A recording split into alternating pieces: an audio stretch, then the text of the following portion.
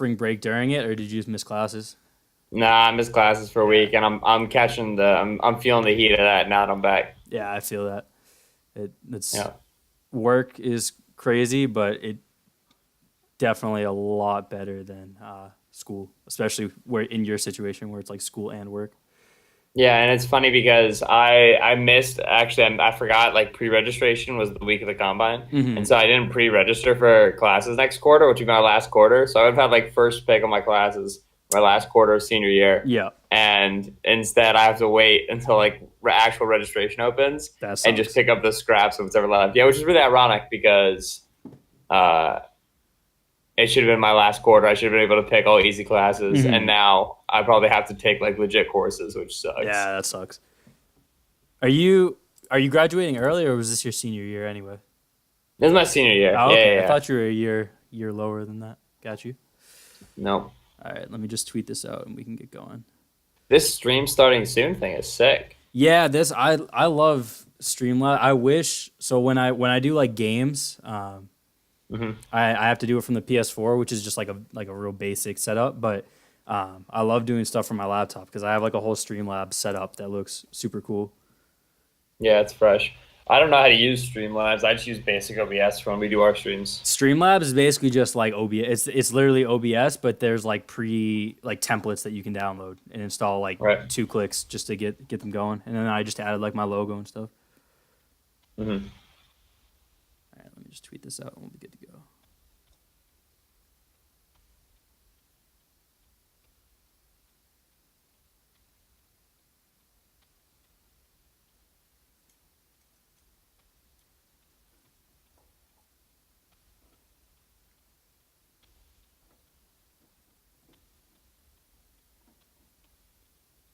All right, let me send it to all the places that I need people to bump it for me. Get that viewage up.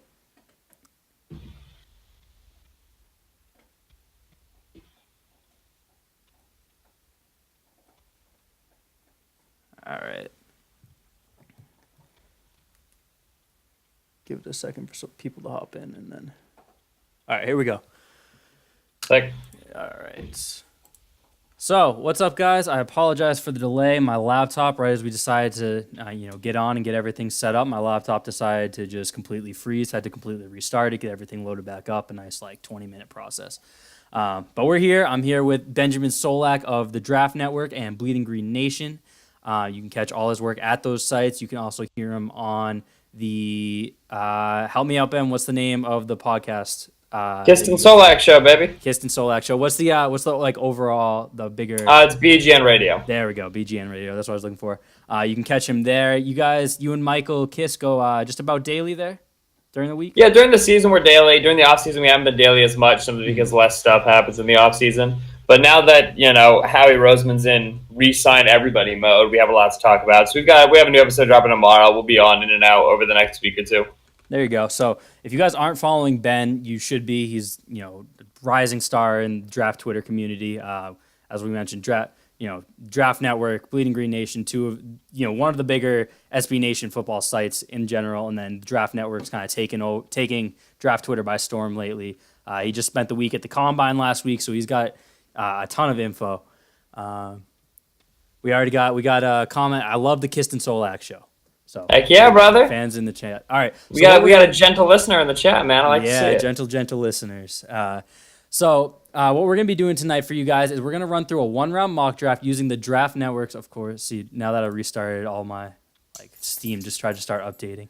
But what we're gonna be doing is a 1 round mock draft using the Draft Networks mock draft simulator. Super fun tool that they just added. Was it last week or was it the week before now? Tell me. No, it was this past Monday, Yeah, this so past literally Monday. like 7 days ago. Yeah, so this it's been a ton of fun to use. Yeah, they also have a big board, create your own big board for you to track and kind of put your money where your mouth is when you're talking about a year from now. Oh, I liked this guy this much. You can go back and have receipts. It's a ton of fun. So if you guys aren't doing it, I'm on the homepage right now. We'll kind of walk in how to just set up. If you want to go to set up a big board, just go to big board tab, create a big board. That's simple. We want mock drafts, so we're gonna go to mock drafts, start a mock draft. It's going to load in probably slowly because my laptop's still recovering. You can select any amount of teams that you want to do. So we want to do them all because me and Ben are going to split them.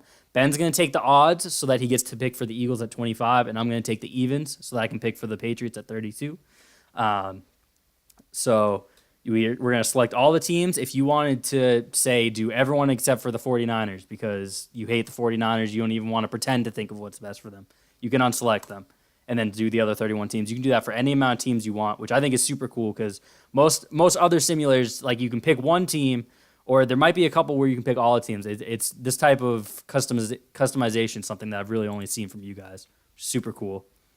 And then we're going to use their predictive board. So this is going to give us, like, as of right now, what the consensus most realistic options are. It's going to go from there and pick from that subset as the draft goes. We're going to do one round.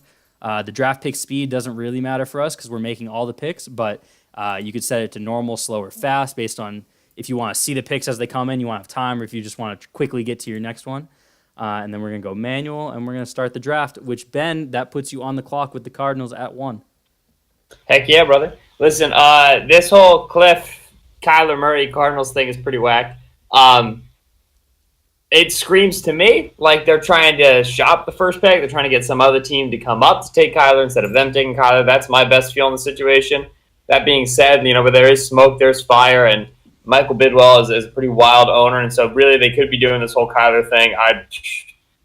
There's no way of getting a good beat on that. As it stands, if they're picking at 1, I'd imagine they're not going quarterback. I'd imagine they're going either Bosa or Quinn Williams. I'm going to give them Quinnen because I think they have a bigger need at interior defensive line, and Quinn Williams, in my opinion, is the best player in this draft. He is my number 1 over Nick Bosa. So Quinn Williams, man, absolute monster, going to the Cardinals, number 1. All right, and we're going to take Quinnen Williams. And real quick, I just want to keep showing off the features because I think this is by far the most expansive and most impressive mock draft simulator that is out there right now. So if you didn't know who Quinnen Williams was, and Bell Logic, I appreciate the follow. So if you didn't know who Quinnen Williams was, you're just living under a rock, you're trying to get caught up on the draft right now, you can just click on his name, this little icon next to his name, and it's going to pop out in the window. It's going to pop out with a quick analyst report here. So we see Kyle Krabs. If you want to click over, we can see John Ledyard, and you're going to see kind of their summary of him and some of the information about him. And if you want to go to his full player report, you could click right there. So now we've got Quinnen Williams off the board at 1 to the Cardinals, which puts me on the clock with the 49ers. And I'm just going to go Nick Bosa here. Nick Bosa was the consensus, top prospect in the draft all the way here, all the way through. He didn't play. Did he play it all this year? I forget if he played at the beginning of the season. Yeah, he had a first couple games he was in. That's what I thought. Okay. So he played a couple this year, ended up missing the rest of the season. He got hurt and then decided that he wasn't going to come back. He was going to start focusing on the draft, which is, there's someone of his caliber, there's no reason really, nothing left to prove once you get there. Don't need to further injure yourself. So he's still in contention to go first overall. He's definitely going to end up as a top, what's his floor? Probably 3rd, I would imagine, 5th at worst.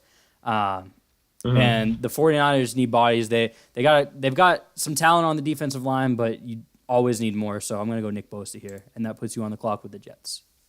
The Jets are in a weird spot. There's a lot of names they could take here because they have a lot of needs, and this is the spot where I would expect a trade back. Like, I think the Jets at 3 will be the ones who are shopping to pick the strongest. As it stands right now, edge is very justifiable with Josh Allen. Offensive tackle is very justifiable. Either it's Jawan Taylor, or Cody Ford, or Jonah Williams, whoever you want. I think if the Jets trade back, it's because they have DK Metcalf in mind, the wide receiver out of Ole Miss. Desperately in need of a wide receiver 1. They've got the second round tender on Robbie Anderson as things currently stand, but that number 1 could change. Number 2, Robbie Anderson is a deep threat. He's complimentary. I think they do need that wide receiver 1. So I'm going to give him DK Metcalf at 3 because I think that's huge for Sam Darnold. 2 very young, very high ceiling prospects there in the offense, something they haven't had for a while. DK Metcalf at 3 to the Jets. All right, let's get that in there.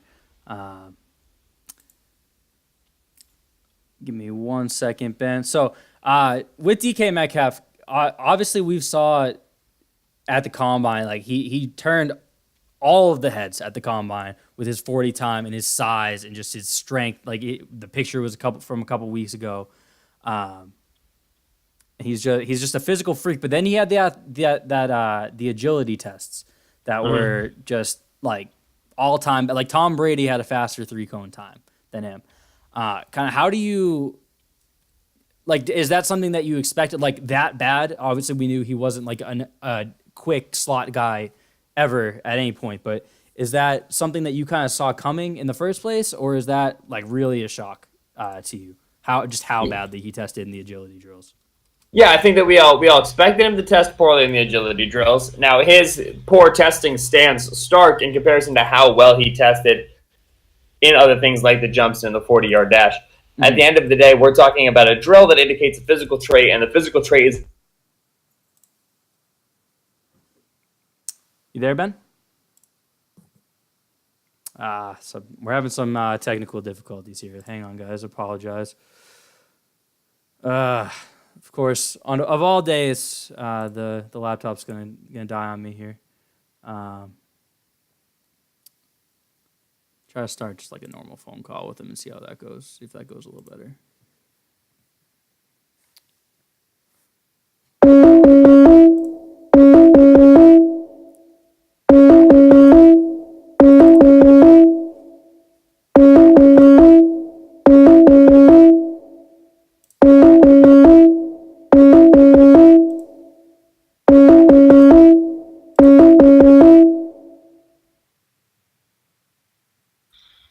You there? Hey, Ryan. Sorry I lost you. Yeah, no, something's going on with my connection right now. Hopefully we can get through this okay, but yeah, sorry. So last I heard, you were expecting him to test poorly, and then you cut out. So if you want to pick up from there. Yeah, no. So you're expecting him to test poorly, but at the same time, yeah, his numbers stand in stark contrast to how well he tested in other things like the vert, like the broad, and like the 40. That being said, we're talking about a test that reveals a trait, a physical trait, and that physical trait being valuable in terms of its on-field application. So we've got to really contextualize this and say, all right, DK Metcalf probably struggles to sink his hips. He struggles to really turn tight corners. At 6'3", 228, you kind of expect that, number one. And number two, how much does it change what you can do with him? Like, if you can't take a guy with his speed, his size, his releases, and his ability at the catch point and get regularly 1,000 yards out of him, get regularly 10-plus touchdowns out of him, you've got an offense problem, not a player problem. You know what I mean? Like, every player is limited somehow. Every player has an ideal usage. It's your coach's job to maximize the ideal usage of a player. And so, yeah, Metcalf probably is never going to run the best, like, squirrel routes and the best, like, post-corner post and blaze outs, like these crazy multi-break routes that, like, Adam Thielen and Stephon Diggs are able to run or whatever.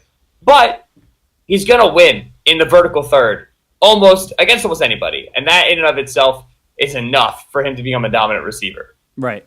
And, I mean, you look at guys like Josh Gordon. Obviously, Josh Gordon never performed at the Combine. He was a supplemental draft pick. But he's someone who isn't, like, the most agile. I would imagine if he did test, he would have tested better than Metcalf did. But he's not someone like Julio Jones, who is both that type of size and just ridiculous agility. And he's still incredibly successful because where he wins, he's just so big and physical that it doesn't matter. And I think that's what we can see from Metcalf. And that moves us to the Raiders. If the Jets don't trade down, I think the Raiders are another big trade down spot here. Have you been hearing the rumors that they kind of are trying to figure out a way to get Kyler Murray as well if he doesn't go to the Cardinals? Man, I've been hearing a bajillion different things about the Raiders. Right. They are a team that nobody has a beat on. So, I mean, I believe it in the sense that I have no idea what that front office and coaching combo is going to do. You know what I mean? So, like, everything is believable to me. Right, exactly. And that kind of puts them in an interesting spot if they do stay here. I think even if the Jets trade down, if they can find another partner, like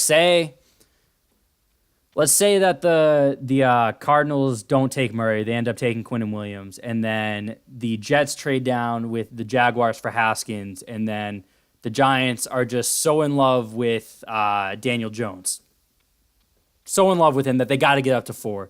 I think the Raiders would be very excited to get out of this pick. They already have 3 first-round picks, and I think there's just so many pieces on the board that they could happily add that I think if they were able to get even like another second or third, and then they have kind of the ammo to get up from the late first where their next 2 picks are to get into the middle of the first without having to sacrifice too much, I think that would kind of be ideal for them.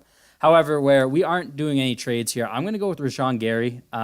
the edge from Michigan. I think this is definitely too high for him, based on what he's shown at Michigan. But with the combine that he had and the I guess profile that he had coming in, he's former number 1 overall recruit. Like when you test at the combine like that, your film questions really don't matter. You're gonna get drafted high. I think the Raiders kind of make sense for him as a team that again still just needs bodies on defense, needs pass rushers. And I could see it just kind of feels like a Raiders pick. You know what I mean? Yeah, no, I for sure feel that. If they take Gary with the defenders they have left on the board, that fan base is going to go nuts. But it's all right. Right. And I that's another situation where I feel like if they wanted to, I could see them wanting to trade down either Gary, Montez Sweat, the other edge that's kind of had some question marks coming in that blew up the combine, or one of the linebackers even. I could see them kind of liking those guys more than who's on the board at 4 and looking to try kind of get out of here. But that throws you on the board with your coworker at the Draft Network and our former guest at on the stream. My brain is shutting down right now. Tampa Bay Trevor Sikkema, and his Bucks are on the board at 5. Yeah, good board for the Bucks here. Yeah, we're at a point with Tampa. I mean, so they just re-signed Donovan Smith. He's now on a multi-year deal. So the offensive tackles who previously made sense here probably not going to be the pick anymore. Between Josh Allen and Devin White, they probably have their 2 ideal players who are going to drop for them. I'm going to take Devin White because I'm assuming they lose Quan Alexander in free agency.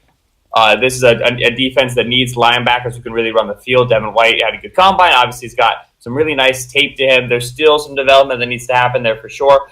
But he is very much so in the mold of a Quan Alexander. That's the player that I think best encapsulates his pro projection and how his career might go over his rookie contract. So Devin White's my pick. Okay, I like it. I always kind of was operating under the assumption that Quan Alexander was going to be back just because he's such a talented young player, and I don't know exactly what Tampa Bay's cap situation looks like, but that doesn't feel like a team that can just let them go, let young with talent the Smith like that go. deal. With the Smith deal, they're pretty pressed for space, so we'll see. Yeah, you're right. All right, so that puts the Giants on the board, and Kyler Murray's still on the board here.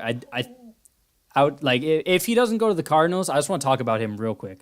If he doesn't go to the Cardinals, where do you kind of see him, like his spot? Because it kind of feels like at this point that it's just kind of like a done deal that he's going to the Cardinals, which I think it definitely isn't. As you mentioned at 1, that it feels like it could be a smokescreen trying to get interest for 1.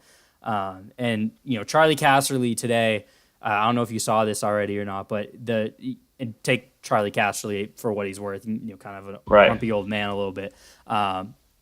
But he said today that Kyler Murray needs to kind of hope that the Cardinals are taking him at 1 because he came off very unimpressive at the Combine during the interviews with a lot of other teams. He said, Charlie Casserly said that he's been doing this a long time and he hasn't heard this much negativity around a top quarterback ever, which feels like hyperbole, but if that is the case, then Kyler Murray could kind of be in a boom or bust situation in his draft slot. So kind of who do you see as other potential teams here for him? Yeah, I don't really think the Giants are a potential team just because of the way Dave Gettleman likes to run his ship. Think of that what you will. But Jacksonville, I view as a team that's probably a very legit hope and interest because Filippo is there and people tether that to Nick Foles, and Nick Foles is now favored to go to Jacksonville, all which is well and good. But I don't really think you view Nick Foles as the future of a franchise. I really just don't think that even with everything that Foles has done, that's how he's viewed.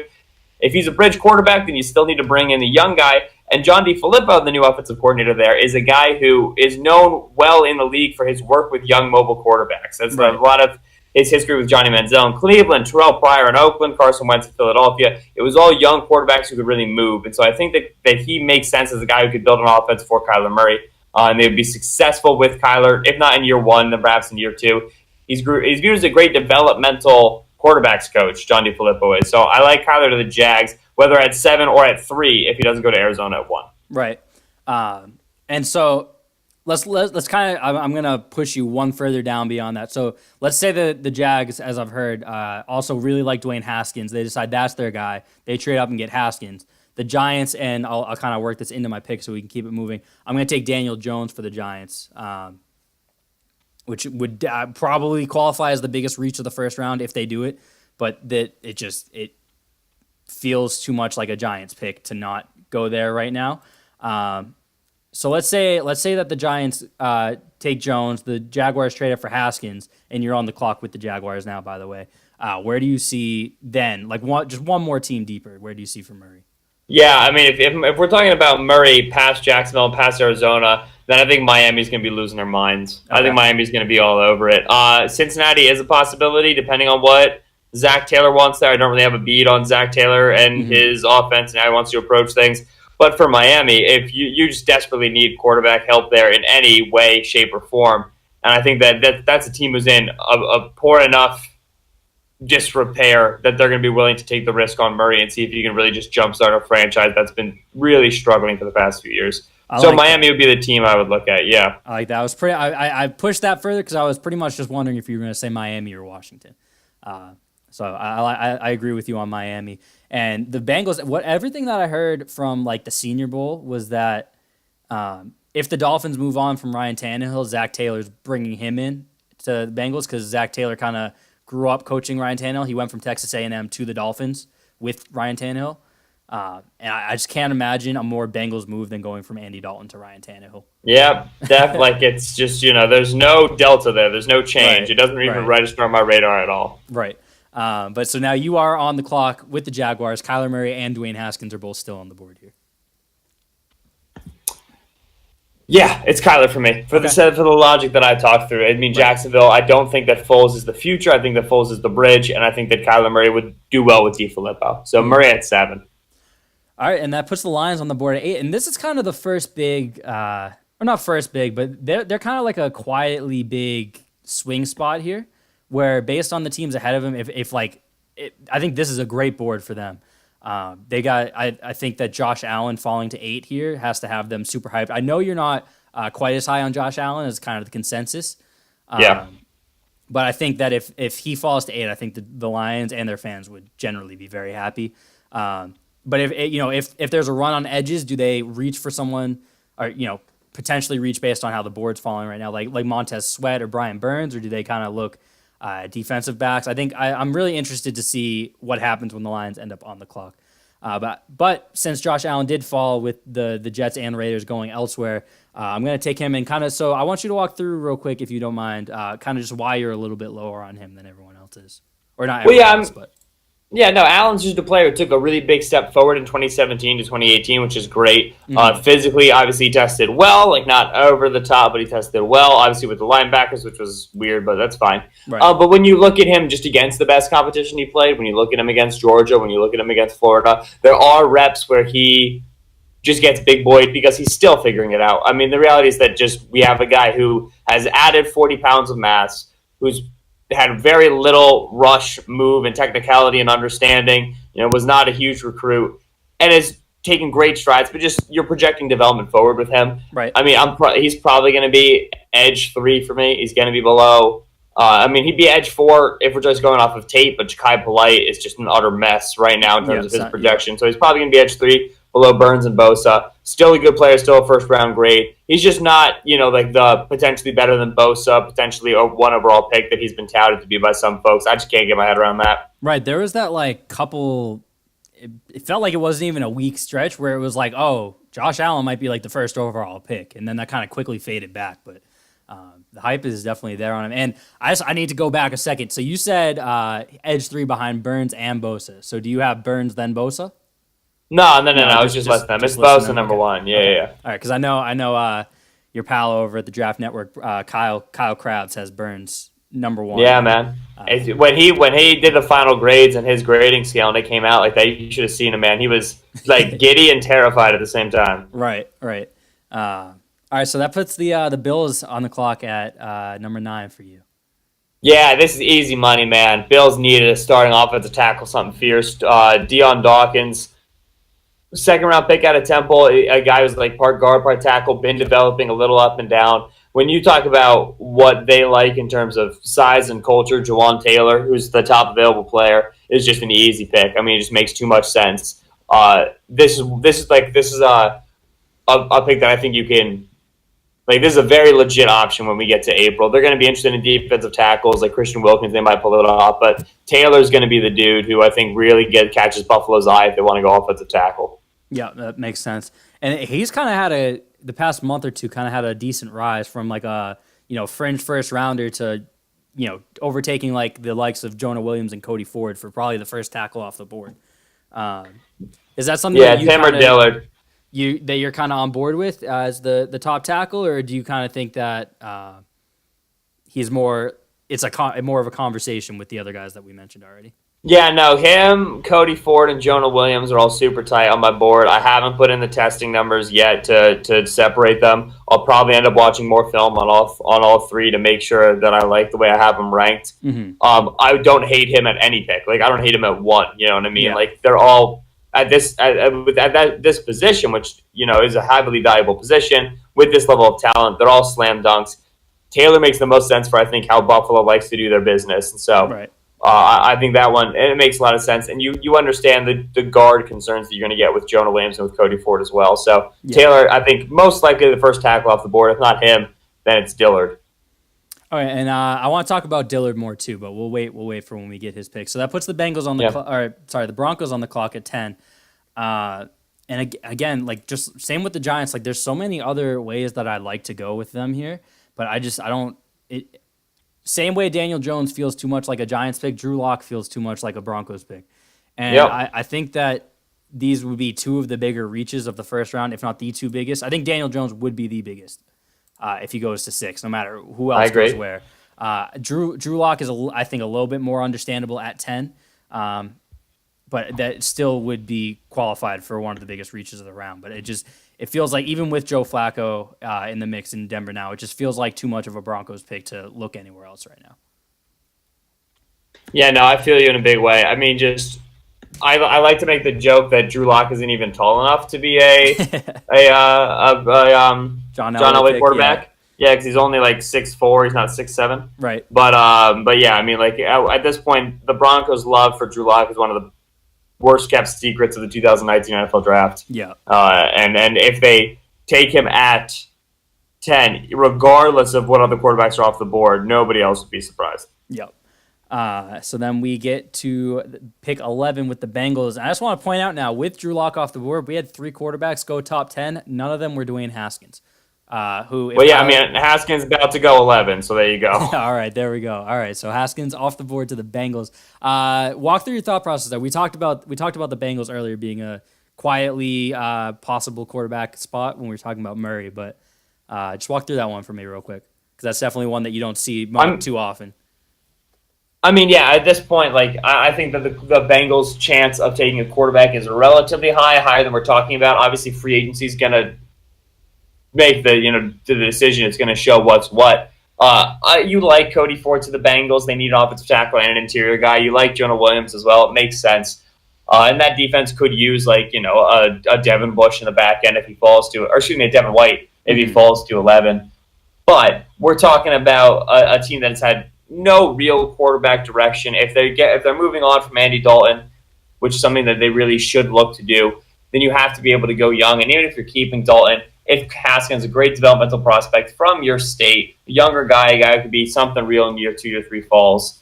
I mean, if you need a quarterback, you need a quarterback. It's the simple reality of it. And the Bengals with a new head coach, they're not going to be as tethered to Dalton as the previous regime was. And so Haskins at 11. I mean, I don't think they'll go reaching for Daniel Jones. I pray they wouldn't reach for Drew Lock, but that's possible. Mm-hmm. Haskins is a guy that if they have ranked highly, I mean, it's great that he's quarterback 4 for them. That's a stroke of luck. Right. So I think they take him. I have a couple more notes before we get to the Packers pick. So I was just catching up on my group chat, which is full of Jaguars fans. It's a fantasy league that I'm in. We have a group chat, and it's mostly Jaguars fans. And one of them says, "I love Ben for saying Kyler to us." He's a huge Kyler Murray fan, obviously a Jaguars fan. So he was very happy with that pick that you made. I did it for him, man. I did it for him. And then I had a question for you. So I watched T.J. Hawkinson tape last night for the first time. Fun experience. Very fun experience. I'm going to have a piece coming out on Pat's Pulpit hopefully this weekend, I think, where I'm going to be kind of comparing T.J. Hawkinson and Noah Fant because they're two pipe dream Noah Fant might be a little bit more realistic at this point, but two guys that most Patriots fans would love to see in New England at 32. I don't think Hawkinson has much of a chance to make it there.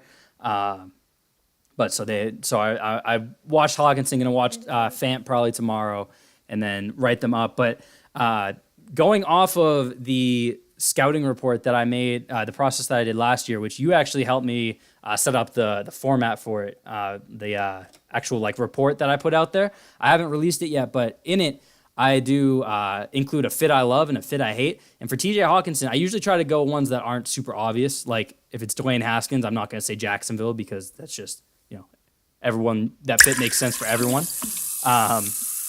But the one I had for Hawkinson, I really like the idea of him in Cincinnati.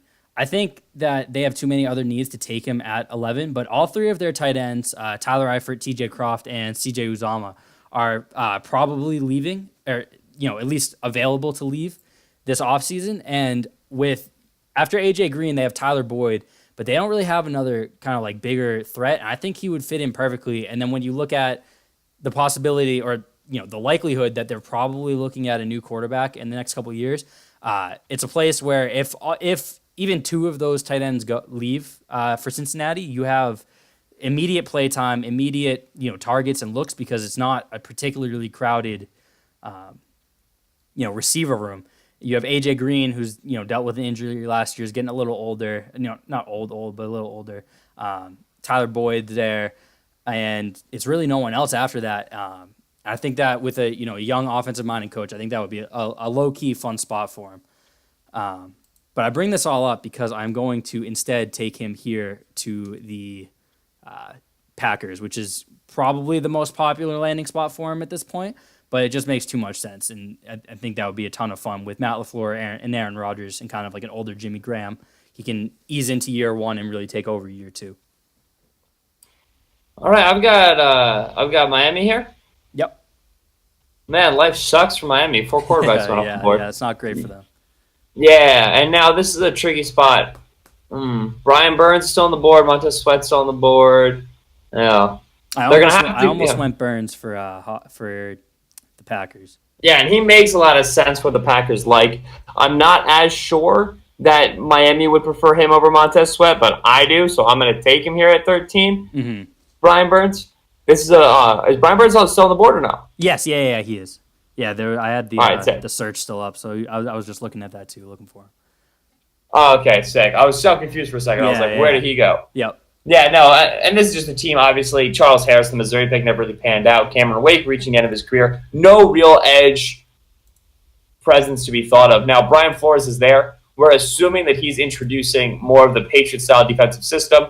That would not necessarily lend itself to Burns, who's a little undersized, maybe not as strong against the run. Mm-hmm. But really, you can't turn down his ability to rush the passer here. Even with Montez Sweat still on the board, a guy who killed the combine, Burns is just so much more natural coming off the edge. So I'm going to go for Burns there for Miami. It might not be the pick that they make, but I think it's the pick that they need. Right. That's a good one. I thought you might go offensive tackle there. I can't remember where their status is leaving off with Juwan James, but he definitely has not fully panned out as a first-round pick from 3 or 4 years ago now. So I thought you might go like Dillard there, but I like the Brian Burns pick here, which puts the Falcons on the board at 14. Real quick, where'd that just go? 1 second. I want to make sure I get his name right because I appreciated it. That's not what I wanted to do. 1 second. Here, let me get... Can't find it. I think it was Big Suge Knight. Big Suge Knight, thanks for the follow. I appreciate you. And if I got your name wrong, I apologize. I'm trying to grab it back, but I can't seem to find it. But that puts the Falcons on the board here. And, I feel like there's 4 or 5 of my picks here I've gone kind of with what the consensus is, but I can't. I want you to walk this through for me, Ben, because I know you kind of started this train a while ago. Kind of at the beginning of the season, you were like, "Yo, this Quinnen Williams guy is what everyone's talking about Ed Oliver, like he is." And Ed Oliver's kind of started to see this slide. So can you talk about kind of why this slide has started a little bit from Ed Oliver, from like consensus top 2 prospect in this draft to he's here at 14 for the Falcons right now? Yeah, Oliver is running into a problem that air raid quarterbacks run into and run and shoot wide receivers run into. And it's just the reality of because of how he played and the system and the nature of his opponents, there's gaps in his eval. Like the dude just got double teamed so much that I'm not sold on his like ability to pass rush from the zero tech. Just 'cause he had like three guys on him, and there's nothing you can Right. do about that. There's nothing bad about the eval. It's just that's the fear. And then he is undersized, and you see it show up when he gets double teamed, and you have to take that into account, despite the fact that for his size, he does so many things ridiculously well. And this is what leads to the whole Ed Oliver to linebacker nonsense that the league is kind of pushing through. Is the fact that he's a tough player to figure out what to do with because his skill set is unique and his usage in Houston and what his opponents did to him put some gaps and some holes into his evaluation. Right. When we're talking about him as a penetrating three technique, you're not going to find a better spot for Atlanta than Atlanta. Yeah. You do worry about the size on the interior, but Atlanta seems to never care about that ever. So if they want to go for it, fine. You know what I mean? Live and die by it. Right. And this is something that like I can't fully wrap my head around this. And I do think part of it, I think everything you just said is completely valid, but I do think part of it is just fatigue with Ed Oliver because he's been a name since like the first game of his true freshman year. Right. And we kind of see it we saw it with like Joey Bosa was a recent example.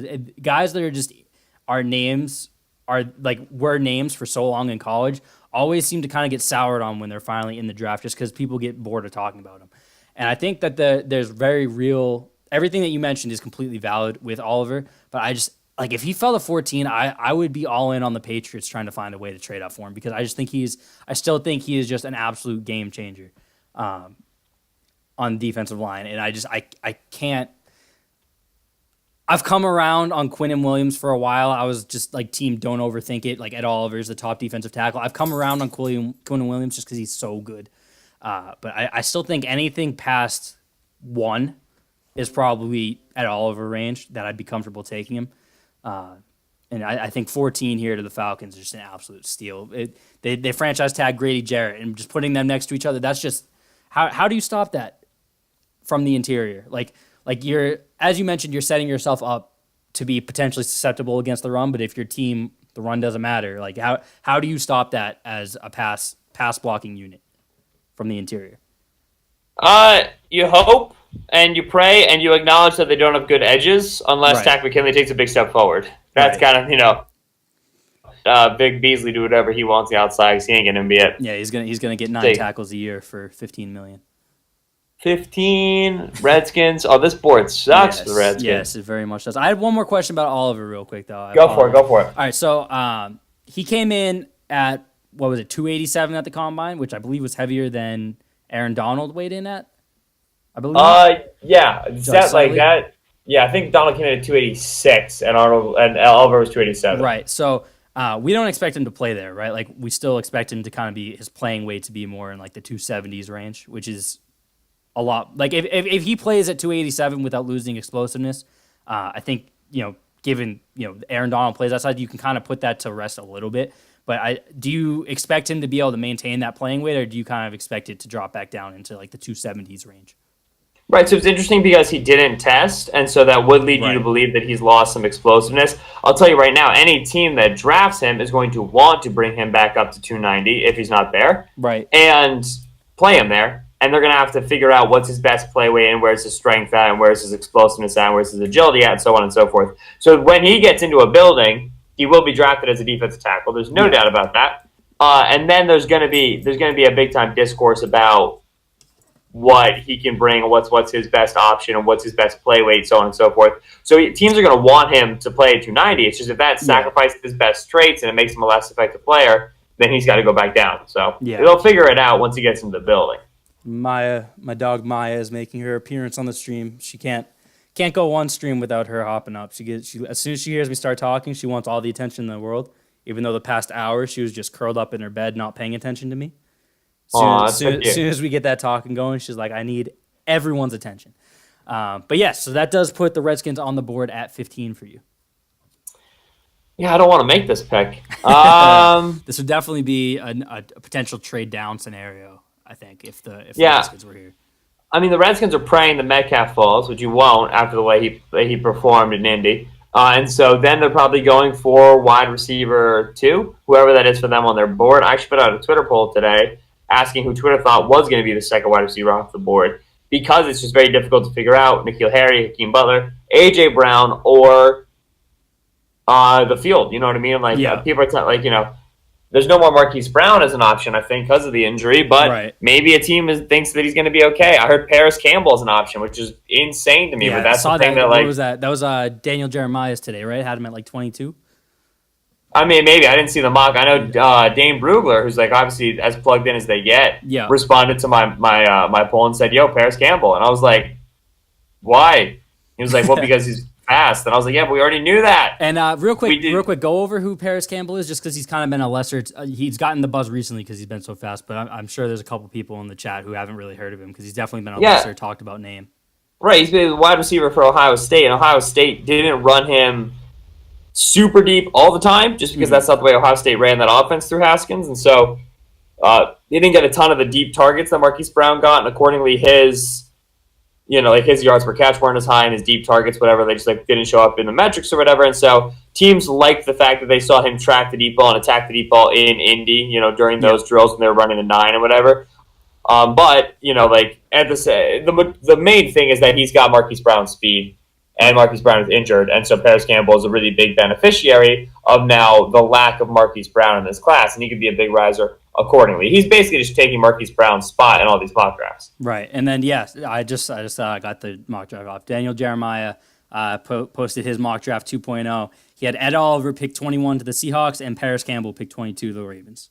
So definitely a huge riser. So who are you looking at for wide receiver 2 here, though, for the Redskins? Yeah, I think the wide receiver 2 off the board when push comes to shove will be A.J. Brown, the other Ole Miss wide receiver. I think that Redskins are going to lose their slide guy and Jameson Crowder likely to free agency. They already have Josh Doxson, who they want to become their outside guy. Brown gives the inside-out versatility, is a good route runner, has got strong hands. He wouldn't be my pick for wide receiver 2, but he is who I think the league will value at that spot. So A.J. Brown to the Redskins at 15. All right, so 2 questions off of that. Who is your wide receiver 2 then? And then who won the poll? Well, my wide receiver 2 before the combine was Kelvin Harmon. I'm not sure if that's going to change when the numbers get in. Harmon definitely didn't test the best out of all the top wide receivers. One of the bigger losers of the combine, right? Yeah, and I mean, it's tough because he tested about what we expected. Right. But the thing is, all the other top wide receivers tested better than we expected, so he kind of loses ground relatively. Mm-hmm. My wide receiver 3 would be Hakeem Butler, and so if there's anybody who's going to pass him, it's going to be Hakeem. And Hakeem does make a lot of sense. If the Redskins still really like that Josh Doxson mold, well, Hakeem Butler is like if Josh Doxson was good. That's kind of his game. Yeah. And so it makes sense for them. I wouldn't be shocked to see that. And so that's my wide receiver 2 in that regard. We'll see with the Redskins. They're like I said, that's a weird spot, weird way the board fell. Yeah. I went with Brown because I think they need a wide receiver that badly, but they can go another way with it. I don't have any wide receiver takes at this point. I haven't gotten to a single one. I think that people I think people are overthinking DK Metcalf without having real takes on him. I think people are overthinking him just because his receptions number was so low in college. But I don't have firm takes on how much I like him. But Hakeem Butler is the name that super intrigues me right now. I think I'm most excited to get into him and have real takes on him because everything I've seen, man. I don't watch a ton of college football live. As a Northeasterner, a New Englander, we don't really care about college sports here too much. So I only catch a handful of games every year. But I happen to see a couple of his, and he just he excites me. So I'm excited to really get into his tape. But that throws the Panthers on the board at 16, and I have no clue where it's probably. I mean, they got to go offensive tackle, right? I don't think they're going to, though, is the issue. Everything that I've seen from Panthers fans that I follow, the kind of more plugged in, informative ones, it seems like. Why am I blanking on his name? Their right tackle who got hurt last year, Darryl Brown. Darrell Williams. Yeah, Darrell Williams. Thank you. I knew it wasn't Brown. Darryl, it sounds like they might be extending him, which is a little crazy to me. He's probably one of the more fraudulent all-pro recognitions in recent memory that he got a couple years ago when they literally just helped him with the tight end almost every single play. and he got all pro for it. So I mean, if they go there, that kind of takes offensive tackle off the board because they'll be tied up with him and Matt Khalil, and still have Taylor Moton, who they'll probably have to kick into guard, who's really more of a tackle anyway. But for now, we're going to pretend that that's not happening. And just because I want to hear you talk about him, I would take Jonah Williams here, probably. I'm going to go with Andre Dillard because I want to hear your takes on him because he is rising. He's probably one of the quickest risers of the past couple weeks. So I'm going to go Andre Dillard here, and then I want to hear your thoughts on him. Yeah, kind of in the very same vein of Ed Oliver, there's aspects of Dillard's game that will be question marks until he plays in the NFL because of the system he played in. You get a ton of vertical sets when you play in the Washington State offense. You play in that air raid style with the way that Mike Leach likes to coach his offensive linemen. Accordingly, there's questions about his ability to immediately bring contact to a rusher, to win early in the rep, to execute a jump set, to win with his hands, to win with power. There's good flashes of it on his 2018 film, which, again, much improved from his 2017 film, in my opinion, one of the more improved players in college football. But there's still just going to be questions. There's going to be things that you're inevitably wondering about when you draft Andre Dillard. His short shuttle time, his three-cone time were absolutely killer. He jumped really well. And that's going to register for teams in a big way. I don't think he's as good of a mover as some people think he is. I think he has a little bit of balance concerns. I wouldn't have him as a round 1 grade. He's going to be a round 2 grade for me. But teams are going to draft his athleticism. He's, not the Colton Miller of this draft because he's not nearly as technically poor, but he is that tackle who's going to get drafted on his athleticism and could potentially become something great. So, yeah, I mean, for a team like the Panthers who have a couple of tackle options already in place, he makes a lot of sense because you're going to have time to work on him and to make sure that he can execute everything you need out of him in your offense. I'm glad you mentioned Colton Miller because that was going to be my question. I've kind of seen that get thrown out a couple times recently that he's going to be this draft's Colton Miller. I was going to ask if you thought he was that poor from like an actual playing the game standpoint. There's no way this is right? He could not have been born in 2001. What's that? It probably isn't. Our birth dates in play are really thrown off. Yeah. Okay. All right. I was gonna like I saw that and I was like, Jesus, I feel old. But the more I thought about it, he'd still be like 17 right now. Okay. All right. I feel better that that's not his actual birthday. But yeah, so that gets the Panthers off the board here, and that gets us halfway through round 1. So I'm just gonna recap this real quick. So Ben started with Quinnen Williams at 1 to the Cardinals. I followed up with Nick Bosa to the 49ers. Ben had DK Metcalf at 3 to the Jets. I had Rashawn Gary at 4 to the Raiders. Ben went Devin White at 5 to the Buccaneers. I took Daniel Jones at 6 to the Giants as the first quarterback off the board, which would probably, if you're going to put Vegas odds on that, you probably get a decent line on getting him first quarterback off the board. Yep. Kyler Murray, and by the way, like this quarter, if you're going to get your quarterback, unless you're picking first or maybe if you're lucky second, like you're probably going to have to trade up for him. So I wouldn't bank on the Giants at their original pick being the first team to take a quarterback. But where we're not making trades, that's how it worked out. So Daniel Jones at 6 to the Giants, Kyler Murray at 7 to the Jaguars, much to the liking of a lot of my Jaguars pals. Ben made them really happy there. I took Josh Allen to the Lions. Ben took Jawan Taylor to the Bills. Then I took Drew Lock to the Broncos. Ben followed it up with Dwayne Haskins as quarterback 4, probably the most shocking part of this mock draft to this point, to the Bengals, both the team and how far Haskins fell. Not necessarily in the actual pick that he went, but the number of quarterbacks that were taken before him. I followed up with one of the more predictable picks of the draft with TJ Hawkinson at 12 to the Packers. Brian Burns, who would have been my backup to the Packers. Ben took him at 13 to the Dolphins. Ed Oliver went 14 to the Falcons, another very popular pick. A.J. Brown went 15 to the Redskins. Andre Dillard went 16 to the Panthers. And then before we get to your 17 before we get to the Browns at 17 with you, Ben, I want you to just plug anything you have real quick. Anything you got coming up, anything you want to talk about, go ahead real quick. Yeah, I mean, at Bleeding Green Nation, we'll be doing a lot of the draft bag stuff, which is a lot of Q&A stuff. Eagles 7-round mock, which if you're an Eagles fan, that's fun stuff to check out. The Draft Network, contextualized quarterbacking will be coming out pretty soon, as well as quarterbacking is awesome. That last year was the first year you did that, right? Yeah, that's correct. Like I'm excited. The most in-depth quarterback stuff I've seen on Draft Twitter recently. That was a ton of fun last year. I appreciate that. And this year, there's some new metrics, there's some new stuff, which will be a lot of fun. And then, yeah, there's also, I'll be doing a lot of scouting reports on a lot of the standouts from the NFL Combine as well, because we just want to make sure we have notes up on those guys, as well as there's just regular content always being turned out. So just make sure you're following us at the Draft Network. That's where all my draft stuff will be from now until the end of time. Awesome. So then you are on the board at 17. And guys, also, we're moving pretty quickly through this. I was nervous, a little bit nervous about time. So if you have any questions for Ben or me, go ahead and send them in. Like I said, Ben was just at the Combine last week, so he's a great resource for that. If you have any questions coming out of that, if you have any Eagles questions, how they're going to handle the offseason, go ahead and send them in. Any Patriots questions, any general draft questions, go ahead and send them in, and we'll work them in as we go. We're about an hour into this mock, a little under an hour into this mock draft. We're about halfway through, so we're making pretty good time. So any questions you guys have, go ahead.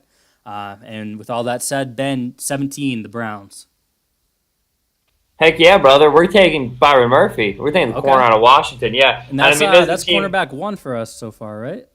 Yeah, absolutely. Yeah. And I mean, Greedy probably made better strides in the Combine, but Murphy's going to be the player with better tape. And he came in a little bit slow, but honestly, his game is not predicated on great long speed. He's a zone corner who plays with quick twitch, and he's very successful in doing so. No team should be worried about a 4.5 40 for Byron Murphy. It's just not going to, I think, impact his game as long as you use him in the correct way. And what's nice is, the Browns don't have to use him as a wide receiver one or a racer, as a press man sort of a guy, as, to track the best guy around the field, because they have Denzel Ward for that, who's obviously a track star. Byron Murphy is going to be a great ball player. If there's any complaints I had about Denzel Ward out of college, it was his ability to play the football when it was in the air. That's where Byron Murphy is the strongest. He gives them an excellent 1-2 punch at the corner position, which really, I think, rounds out a lot of what this defense needs. It's the most glaring weakness that's left.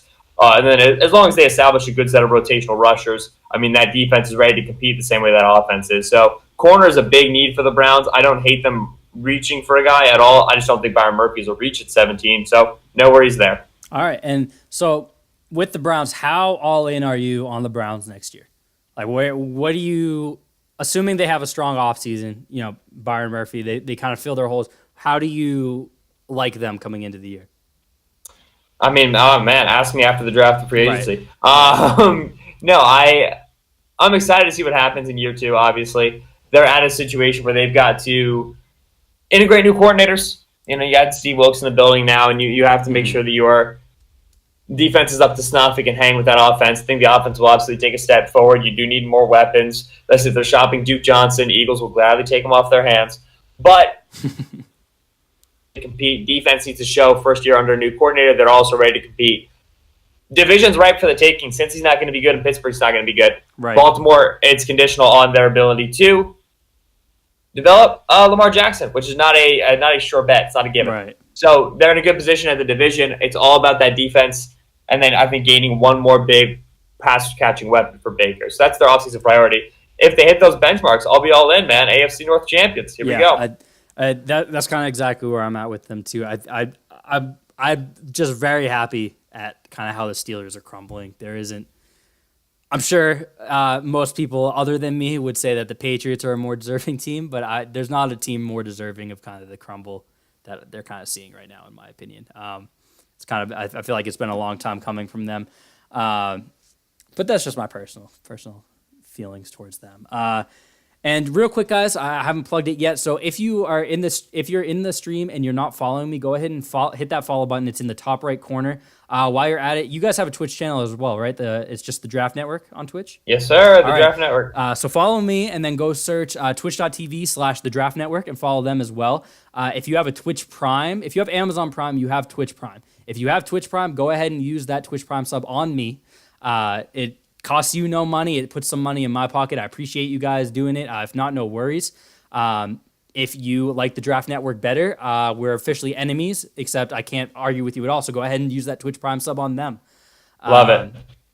But definitely go ahead and hit that follow button. That's completely free. It supports the stream, makes it easier, makes the stream more visible.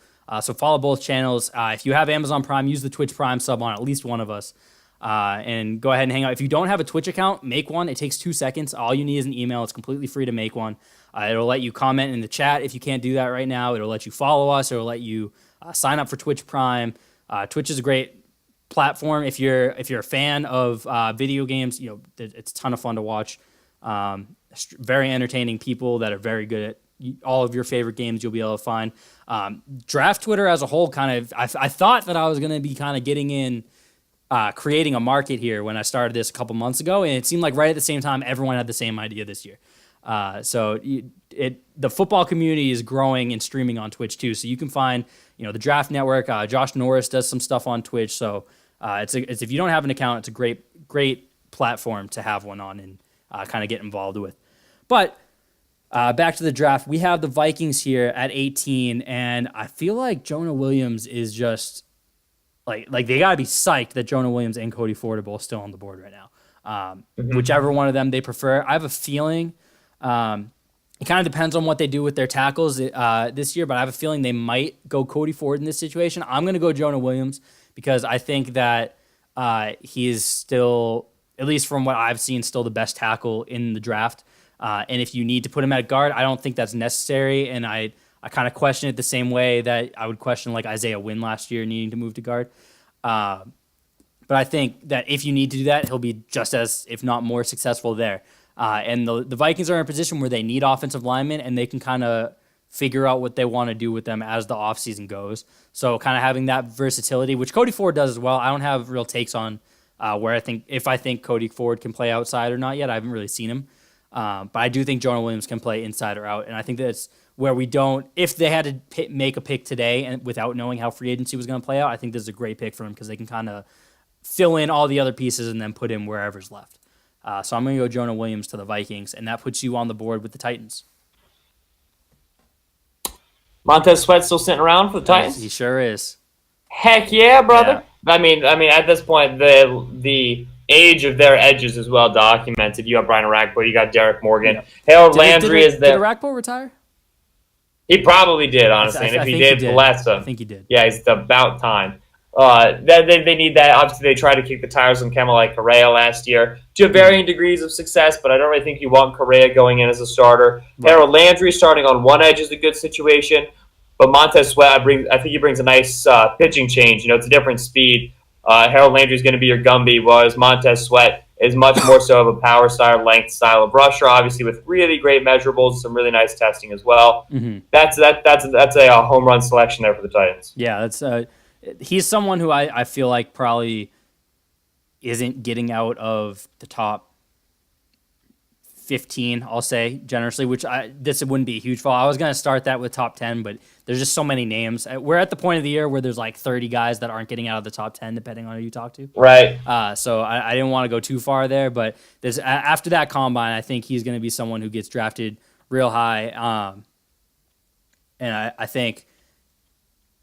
maybe a little too high, but with edge rushers, you can kind of bet on athleticism more than any other position. If you were going to bet on athleticism at a position, edge rusher is probably the place to do it. And he blew up the combine, so I think that this would be a home run pick for the Titans here. That puts us on the board. Oh, hit the wrong button. Hang on. Okay, we're good. That puts us on the board with the Steelers at 20. I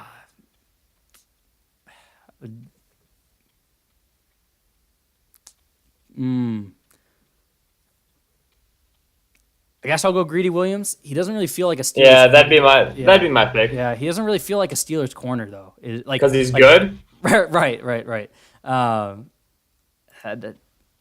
Yeah, I'm gonna go Greedy Williams. I feel like the Steelers more than any other franchise have that kind of like you can just like you see the name and you see the play and you're like, oh, that's a Steelers pick or that's not a Steelers pick, and they rarely kind of surprise you there. And I don't have enough of I don't have enough exposure to Greedy Williams to really educatedly say that. So if I'm wrong, definitely call me out here. But he doesn't feel like a Steelers corner to me. He doesn't feel, I don't know, that. Like I said, this is completely just off personal opinion, which is definitely not the way to go about the draft. So I'm going to kind of defer to you here. What do you like about Greedy Williams? How do you like his fit in Pittsburgh? And do you expect him to fall this far? No, I like Greedy Williams. I could see him falling this far for sure because there are effort and tackling questions, which if there's any part of him that's very non-Steelery, it's the fact that he's not like super physical, hair on fire. That's kind of where around. I was coming from is like you think of the Steelers, and it's definitely changed in the past, at least like the 2010s, but you still kind of think the Steelers, you think those like big physical guys on defense, and Right. he definitely doesn't fit that mold.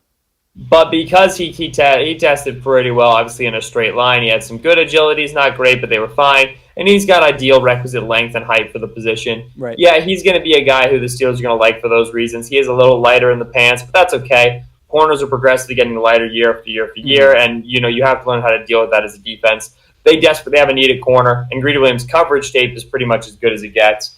He's probably the best man coverage corner you're going to find in this class. So I think that you should like him for that reason as well. Okay. And I'm gonna kind of segue into another player here because I'm not sure. He's kind of like one of those fringe guys where I'm not sure if we're gonna see him in this or not. So I want to make sure we talk about him. And now feels like a good point. I want to say it was like in September, October. I DM'd you on Twitter, as I'm one to do, and asked you about DeAndre Baker. And you told me this was back when he was still like, him and Greedy were CB1 top 10 picks. And you told me, wait for the combine. By the combine, he is going to be like a late first at best. And that's kind of exactly what happened here. And I want you to just kind of walk through kind of why that happened, if you think his combine was good enough to kind of start that trend in a different direction, and just kind of, what do you think of him overall?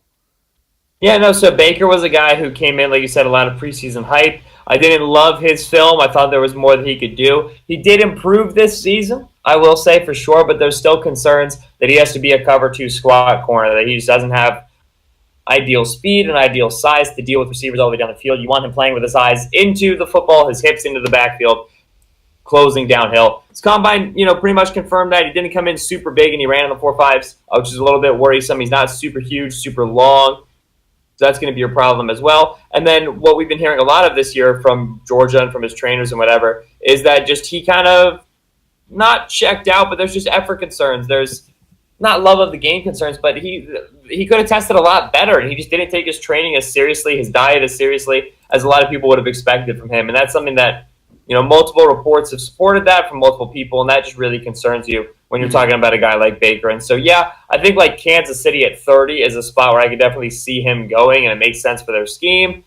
But I don't think he goes any earlier than that, and there's a good chance he falls out around 1 entirely. Yeah. And do you view him? I apologize if you said this in the middle. I was reading a question from the chat and I missed a little bit of what you said. So I apologize if you said this. I'm making you repeat it. But do you kind of see him as someone who can play outside, or is he kind of more confined to the slot, or can he bounce back and forth if he needs to? Bounce back and forth is going to be the best way for Baker. And if you want to maximize his value, you're going to give him slot reps, which allow him to play close to the line of scrimmage. Mm-hmm. But he can play outside if you need him to, absolutely. Okay. And to clarify, when I asked you back in September, I was asking you, thinking through a Patriots lens, because they had kind of had some question marks at cornerback.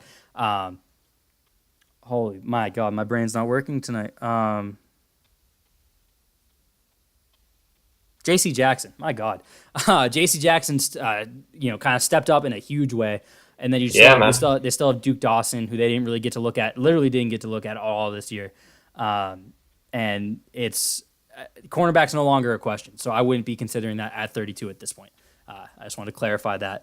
But we are on the board with you picking for the Seahawks at 21. We got safety, edge, corner. Let's see. Yeah, safety makes sense for them a lot here. Nasir Adderley is really, I think, a good pick for them, the safety out of Delaware. Safety corner hybrid, which is something that they found a lot of success with in this past class with Trey Flowers out of Oklahoma State, who they obviously got late. Right. They're not necessarily want to spend first-round picks on their secondary in the John Schneider era, but one of the last ones they did spend a first-round pick on was a young man named Earl Thomas, who has since, obviously, fallen a little bit out of favor with them, and he's going to be a guy who's now probably going to move on in free agency. Whether it's to San Francisco, maybe it's to Dallas, we're not really sure. But Adderley brings them that versatility, and he brings true free safety ability. He didn't run, but he's got free safety speed there on the back end for sure. Yep. Adderley to Seattle, he fits their mold. He's got, I think, the size isn't great, but the speed, the physicality, the versatility, that's all there for him for sure. Yeah, and I mean, coming out of Delaware, very impressive. Like, he really has to pop to be coming out of a school like Delaware and being almost a consensus first round pick at this point. I think he's like just short of consensus from what I've seen so far, but definitely that late first type of guy out of Delaware is really impressive. Yeah, man, he's an absolute dog. Special Mhm. teams player at Delaware too. Despite the fact that he's the best player on the team, you Right. like to see that. Right. Love to see it. That somewhat type of thing that the Patriots would, be all over. Right, gobble up. Right. Exactly. So then we've got the Ravens at 22 here, and you took AJ Brown to the Redskins at 15, which leaves the man that I said I was really intrigued by, Hakeem Butler, on the board still here, and that's where I'm going to go for the Ravens at 22. I think that he is perfect for Lamar Jackson in the sense that he is a big, big body that can kind of help mask some of Jackson's downfield inaccuracy issues while he works to clean it up. And on top of that, he's just a monster who tested way better than we expected out of him. And I think that's kind of a nice fit. He can kind of take over that Crabtree role and be, if not in year one, down the line, more effective in that role than Crabtree was. No, yeah, for sure. And Crabtree, like, not physically wise, but play style wise, a pretty good comp for what Hakeem Right. Butler does best as well. So it makes sense for sure. Right. And then we got a string here where if you click on their names, we get the Solak report popping up. We didn't see Yeah. too many, but you get to see Ben's very thorough write up right here. If you're going through one of these on your own, you say, "Oh, hey, Josh Jacobs is still on the board. I'm not super familiar with him. Let me click on him." We just click on it real quick. He is the top ranked player still on the board. Bad pick because we do not get a Ben Solak one, but we get a John Ledger one, which is almost as good. And you can read through all about him, and you can see if that sounds like the type of guy that you like. But until you can get studied up on him. Real quick, Ben. So, kind of, what do you guys got going on over the draft network? Obviously, we just got the mock draft and the big board machine. And you guys were all down at the combine. Kind of just talk up the draft network real quick because you guys just started this year and you're really taking off. Yeah, no, we're very fortunate to be able to set this up and to have the money and the sponsorship deals and whatever to be setting up this mock draft machine and to build your own big board interface and the new site. It's really an undertaking for the NFL draft that we've never really seen before here, and so we're excited to be breaking some new barriers. The most exciting thing left on the docket, obviously, we've got Twitch streams, 3-4 happening per week. A lot of fun show concepts. You're seeing the podcast recorded live. You're getting Q&A sessions. Those are a ton of fun with a lot of subscriber perks that we're putting through right now, and we're pretty much, it looks like we're going to be reaching partner status actually tonight, and so Kyle and Joe will be streaming the Draft Network, twitch.tv/the Draft Network, and so we're pretty stoked about that as well. And then there's also going to be the draft show, which will be live in Nashville. We'll be covering it. We'll be live on Twitter. We'll be live on Twitch for the entire NFL draft. With our board, with our hosts, pretty much, showing NFL Network and ESPN how it's actually done. So we're pretty pumped about that as well. That'll be day 1, day 2, and day 3 of the draft, and we're excited because we think we're able to give better film-oriented analysis, more clear-cut draft stuff than you pretty much can get anywhere else. Those are the two big things that are on the docket as far as how you can get locked in with us. We're really excited, man. It's a lot of fun. Love to see it. And we had Trevor Sikkema on. I think he was the second guest I had back when I started this stream. And he's a great guy too. There's a ton of great guys over there. And it's just great to see everything you guys are doing. Bunch of my favorite Twitter guys over there getting that work in. And just to put partner into perspective, so those of you who have kind of been with my stream from the beginning, you heard me a lot pushing to get that affiliate status. Partner's like the next step up from that. Like affiliate's like, okay, you got some traction on Twitch. Partner is like, okay, we want you to be working with us on Twitch. So they're doing big things over there. It's great to see. So that puts you on the board at 23 with the Texans, though, Ben. Oh, dude, no hesitation. Give me Cody Ford. Give me an offensive lineman. Yep, give me somebody who can block. Give me somebody who can protect Deshaun. Like the Vikings, they have to be super stoked with how this played out. I would imagine they wouldn't even be sitting here. If they saw Jonah Williams and Cody Ford on the board, they'd be looking to trade up, I would imagine. Yeah, I mean, like and it's funny because we're talking about the 4th offensive tackle off the board here. Right. But that's how good this offensive tackle class can be. The hope is that they're not going to get suckered into a Greg Little, who really didn't have the great athleticism he was led to have. And hopefully they don't get suckered into the narrative that Cody Ford's too big and he should move into guard. I mean, size and length are super valuable if you can move at the tackle position. They're really good traits as long as you have the feet that can handle it. And Cody Ford does. I mean, we said multiple times watching him work out, I can't believe this dude is 330. Like, I can't believe it because he moves so well and he carries his weight so nicely for a guy who's 330 pounds. And so, I mean, I just think he's like I said, he's in contention as my top tackle off the board. For to him to be such a dancing bear is really just an illustration of how rare a player he is, how rare his traits are. Mm-hmm. Home run pick. Yeah, that's like I said, that if they get into like the mid-teens and they see Jonah Williams and Cody Ford still on the board, I would imagine they're getting on the phone, making sure they don't miss out on one of them, because that's just a home run to be falling to 23 here. You're talking about two tackles who, as recently as a couple weeks ago, were both talked about going in the top 10, and they're still relatively in that conversation. So for both of them to fall into the late teens and for one of them to get to 23 is just a home run for the Texans. And that puts the Raiders on the board at 24. So just to recap, as the Raiders are the first team we've had that duplicates their picks, they took Rashawn Gary, an edge, at 4. And I want to point out another cool feature of the Draft Network mock draft simulator. So as you can see, as we've been going through each pick, they list the team needs. So we took Rashawn Gary, who is the edge and their top need here already. And you can see edge is kind of striked out, so that if you get deeper if you're doing like a deeper draft, 5, 7 rounds, excuse me, and you see you start to kind of forget exactly where you were at, you can kind of quickly recap what's already been taken and handled for the Raiders without having to go back and dig for them. So that's a cool little feature that they've added there. And they're kind of in a luxury spot here for a team that needs as many picks, like as many positions and players as possible. Like, this is really like a luxury because of how many first round picks they have, and then they still have all of day 2 and day 3 to go still. So I think this is where I'm going to have Josh Jacobs. No, I'm going to go Devin Bush. Their need on defense is just too great. Their need for front 7 players. They haven't had a linebacker in forever.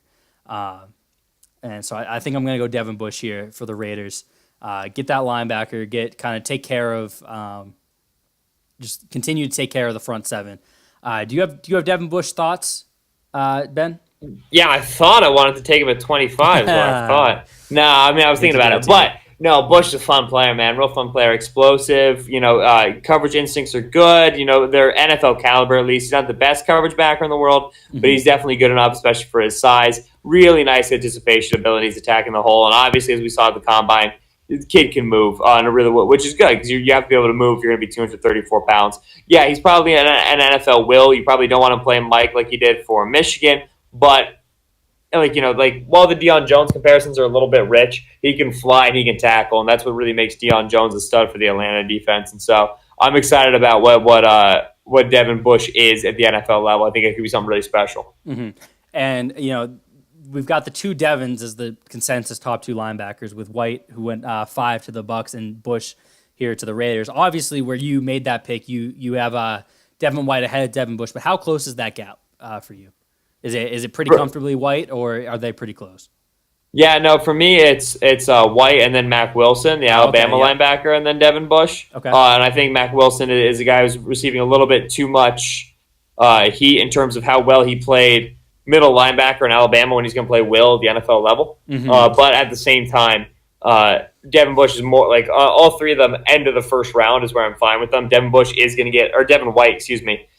to get overdrafted. We have to start accepting that as a reality. Yeah. But any of those 3 guys end of the first, I think are good spots for them. Okay. And just real quick, because I think we're peaking in viewers for the night so far right now. If you guys are in here and you are not following the stream, go ahead and hit that follow button in the top right corner. If you don't have a Twitch account, make one. It's free. And then after you follow me, go ahead and follow the Draft Network's Twitch at twitch.tv/the Draft Network. They're great guys. As Ben mentioned, if you just missed out on it a couple minutes ago, they're looking to make partner status tonight. So that's super awesome. They're doing huge things over there. We're chilling in the affiliate status right now, so we can keep growing from there. If you have an Amazon Prime, you have Twitch Prime. Go ahead and hit that try Prime button, and preferably use that on me. Get a little money in my pocket. With Twitch Prime, you get 1 free subscription a month. It's completely free for you. Puts a little money in my pocket. If you don't want to use it on me, at least go use it on the Draft Network guys, because they deserve it as well. It's completely free to you, and it supports one of your streams that you follow. So go ahead and at least use that somewhere, because it's free money for them without costing you anything. So I appreciate you guys for hanging out. We got about 7 picks left here, 8 picks left here. And we are coming up on Ben Solak's team, the Eagles. And Ben, I've had a couple questions in the chat here that I've been hanging on till we get to this pick. So I want to run through them before I let you get your pick off here for your team. So from Rifu15, Eagles question, sort of. This is actually the Jaguars fan that I mentioned being very excited that you gave him Kyler earlier. Heck yeah, man. You're welcome. So he says, starting to look like Foles is going to Jax. How do you see BDN with the Jaguars, and do you think there's a chance that he can bring them back to what they were a few years ago when they went on a run in the playoffs?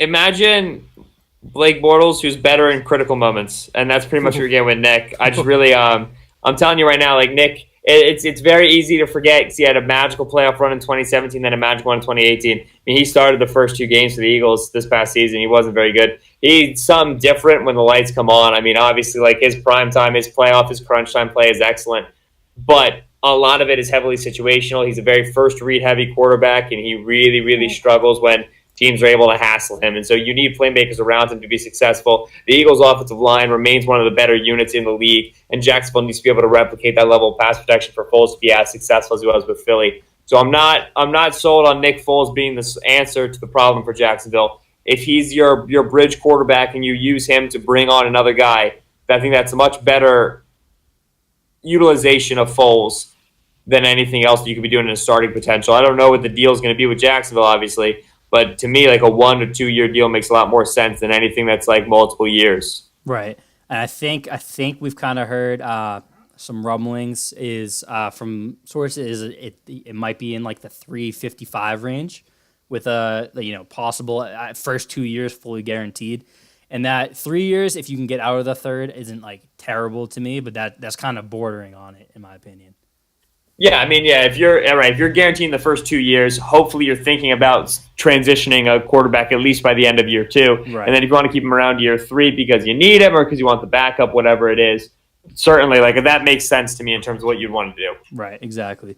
And then one more from Hey Sean Jordan, who is okay, who are the Eagles more likely to keep? Nelson Aguilar or Michael Bennett? They should keep Bennett. They're more likely to keep Aguilar. Younger player who also is a little bit better behaved, maybe is a way of saying it. I don't know. But just, he's a younger player. They invested a draft pick in him. Obviously, they got Michael Bennett on a really cheap rental, and he was productive for him. But he's an older guy in a room that already kind of has that. I don't know, that older veteran player in Brandon Graham. Like, he's already there. He's already got that role. I'm not sure if they want to be paying Bennett $8 million, and they've been talking about trades with him just because he's a guy that, like I said, locker room off-field stuff isn't necessarily, like, super convenient to handle for the team, and so they might want to ship him off. Right. So they're more likely to keep Aguilar. And Graham obviously just got that recent extension, which I believe you and your co-host Mike Kist were fans of, but I saw a handful of Eagles guys thinking that might have been a little bit of an overpay, which felt just wrong to me, probably. I mean, in my opinion, Brandon Graham not getting sacked sucks in season, but then off season, it's the best thing about him because you just continue to pay cheap for a guy who generates insanely consistent pressure. Right. The most important thing to remember here is that Brandon Graham's game, he's over 30, but his game is not predicated on explosive physical traits, predicated on strength, hand usage, and basically motor. And those things don't go away necessarily with age. The only thing you really worry about there is the endurance, but that shouldn't be too much of a problem. And so I think it's a fine value bid. I don't expect his production to significantly drop this year. I think it's the main thing. Right. And what you mentioned with the, does everything but get sacks, get those sack numbers up. That's kind of what Patriots fans are hoping for with Trey Flowers, kind of that suppressing the market for him because his sack numbers aren't popping, but he's like literally elite at everything else, including generating pressure. And we, as Patriots fans, we were hoping Brandon Graham hits the market because he's kind of like the older version of Trey Flowers, just to at least give teams another option. But now it's looking like Trey Flowers is going to have the market to himself, and they didn't franchise tag him today, so it's. I'll be very, very happily surprised if he's back with the Patriots, because it's looking like his market is going to be at least the franchise tag, which I don't think the Patriots are going to be willing to pay, unfortunately. So the Eagles' shrewd move comes at the potential expense of the Patriots, which I'm sure you're just fine with. Yeah, I'll sleep at night. All right, so let's get to it. The Eagles picking at 25, Benjamin Solak. What do you have them doing here? It's between Christian Wilkins and Chauncey Johnson. I haven't made up my mind yet. I'm going to choose Christian Wilkins. You Okay. need to get youth next to Fletcher Cox that is effective, that can win in one-on-one situations because teams want to double Fletch so badly, and you need him to be on a rookie contract. Like, they could go third safety on the free agent market, which is obviously a very big market. But you need to get youth, you need to get a rookie contract next to Fletch because you have so much money in the defensive line already that you have to get other starters who are on rookie deals. You have that in Derek Barnett on the end. Now you need a defensive tackle, Christian Wilkins. Great culture guy, good versatility, which the Eagles are valuing more and more in recent years. He makes a lot of sense for them at this pick. I don't have him ranked as highly as 25. Oh, no, wait, I do. I do have him in the 20s, so I'm fine with this valuation as well. Okay. And let me ask you, you mentioned earlier if the Browns were looking to trade Duke Johnson, you're all in on that. How much consideration do you give Josh Jacobs here if he's on the board, if any? Me? A little bit. A little bit? Howie Roseman? 0. He's Okay. not drafting a running back round 1. I'm not even sure he's going to draft a 3-down guy. They're probably just going to stay by committee for as long as physically possible. Right. Which is just the way that they like to do things. And you know what? I'm fine with that because it means that they're regularly drafting in the trenches in round 1, and that's, I think, the right way to go about it. Okay. That feels fair. Especially, I mean, if you can get someone like Duke Johnson for cheap, like that's a much better option than taking any running back at the end of the first round. That's going to be there. And that gets us to the Colts at 26. And I think you taking Christian Wilkins here would make the Colts front office real upset because I think if he gets to 26, that's the no-brainer pick for them. Based on They how would the rest like of him the a board's lot. going. I'm kind of go. I think a little bit different here. I haven't really seen. I've seen mostly defense for the Colts, at least in the mock drafts that I picked up on. Let me ask you before I actually make this pick. Where do you kind of have the Colts going generally when you do your mocks? Right, yeah. I mean, I think I agree. I have them going defense. I'm not sure how much I believe in Pierre Desir as being a multi-year thing. You know, Right. corner could be a really streaky position, so I like the secondary for them, especially, I don't know how healthy Malik Hooker is going to be. I don't know what they have at the strong safety position long term. So, Chauncey Gardner-Johnson would be the player I'm looking at here as the potential selection. They could go offense. Obviously, wide receivers in need. Yep. Given Reich and Ballard's background, I'm not sure they'd go there round 1, but it wouldn't, totally shock me. All right, you've convinced me because I was thinking of N'Keal Harry. Is that how you say it, N'Keal? Yeah. Okay, N'Keal Harry here, but you've convinced me because I was going back and forth between Harry and Gardner Johnson. You've convinced me. We're gonna go with Chauncey Gardner Johnson here. That fit does make sense. He's someone listed as a safety. Can play corner if he needs to, especially in the slot. It kind of fits as a nice chess piece for the Colts there. So I like that pick there. And now you have the Raiders. After I made their first 2 picks. So just to recap, we went Rashawn Gary at 4, and then we went with Devin Bush at 24. So where do you have them going here? Yeah, now is the time for Josh Jacobs. This Yep. feels like an easy good pick for them. Yep. And Jacobs is a tough player to fit in the first round because not a lot of you never know which team is going to pull a Seahawks and Right, is just going to exactly. go for a round 1 running back, even though they don't really need one. But the Raiders are a team that losing Marshawn Lynch likely this offseason, it just makes too much sense for them. But Jacobs, obviously Alabama program, low tread at his tires, super physical, a lot of stuff that John Gruden's going to like, pass protection as well. Makes a ton of sense for what they need. And they're the team who most likely takes a running back round 1, so nice fit there. Yeah, as I even said it, I had him going 24, and then I switched my mind last second. So that I think that makes sense. That's kind of when you have 3 first-round picks. That's kind of when you can afford, even if you have other needs, to kind of look at a position like running back that might typically be put a little bit back on the back burner there. This is kind of a tough board for the Chargers here. With how this played out a little bit. Chargers are one of the toughest teams to mock for Right. this year. I just have no clue where they're gonna go here. This is another spot where I would have liked Christian Wilkins if he fell. See, I'm looking at their depth chart right now. Like they don't, like, I mean they have enough wide receivers that even losing Tyrell Williams doesn't make wide receiver even like a remote top need. Like they could maybe be looking on the interior line if they are willing to give up on Dan Feeney or Forrest Lamp, who've kind of both been a little bit disappointing. Mike Pouncey's a little bit older, so if they want to look to the future, you could go like a Garrett Bradbury here or like Eric McCoy, whoever that, or even Dalton Reisner, if they like him inside, like whoever they like on the interior of the line. I mean, even tackle. I'm going to go. It's tough. I'm going to go with Dalton Reisner here. I like it. A little bit of a reach based on the predictive board here with a couple of interior offensive linemen ahead of him. But, like I talked about with the Vikings, it kind of gives them that ability to figure out what they want to do with their other guys who would be more pressing needs coming into the season, like Forrest Lamp and Dan Feeney and, Russell Okung's good, but getting a little older. Sam Tevy, completely honest, I have no clue how Sam Tevy played last year, or Michael Schofield.